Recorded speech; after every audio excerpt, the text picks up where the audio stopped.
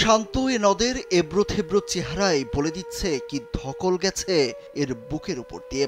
রাত দিন শত শত মানুষের চালানো বুলডেজার দ্বিখণ্ডিত করে দিয়েছে নদীটিকে। পাহাড়ের গা বেয়ে নামা ঝর্ণার স্বচ্ছ পানিও হারিয়ে গেছে। ছবির মতো সুন্দর এই নদ যেন আর নদ নেই। এ এক মুমূর্ষ প্রাণ যে কাঁদছে তার আপন স্বরূপ হারানোর বেদনায়। মানুষ নিজের স্বার্থে প্রকৃতির বুক চিরে কি নির্মম নিষ্ঠুরতায় না চালাতে পারে তার জ্যান্ত প্রমাণ এটি।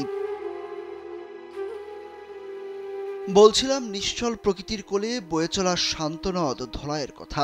এই গল্প শুধু ধলাইয়ের না, এই গল্প বাংলাদেশের প্রতিটি নদীর, যার বুক চিরে পাথর, বালু আর মুনাফাখোরদের নিষ্ঠুরতা চলে প্রতিদিন। যমুনা স্মার্ট রেফ্রিজারেটর, স্মার্ট লাইফে স্মার্ট রেফ্রিজারেটর। সিলেটের ভোলাগঞ্জে পাহাড়ি উৎস থেকে নেমে আসা এই নদ ছিল এক সময়কার প্রাণবন্ত প্রাকৃতিক সৌন্দর্যের এক অপার নিদর্শন। পাহাড়, পাথর, নদী আর মেঘের মিতালিতে গড়ে উঠেছিল সাদা পাথর পর্যটন স্পট, যেখানে প্রতিদিন ঘুরতে যেতেন প্রকৃতিপ্রেমী ও ভ্রমণ পিপাসুরা। কিন্তু সেই নদ এখন আর আগের মতো নেই।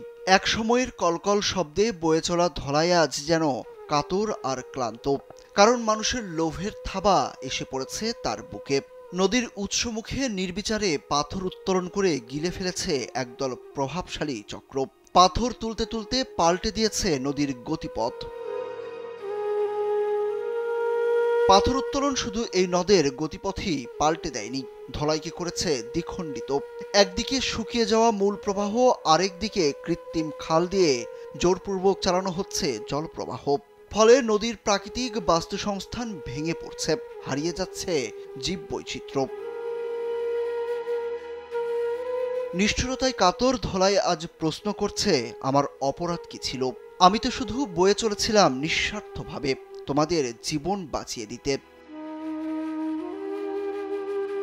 সুরুজ আহমেদ, কালবেলা।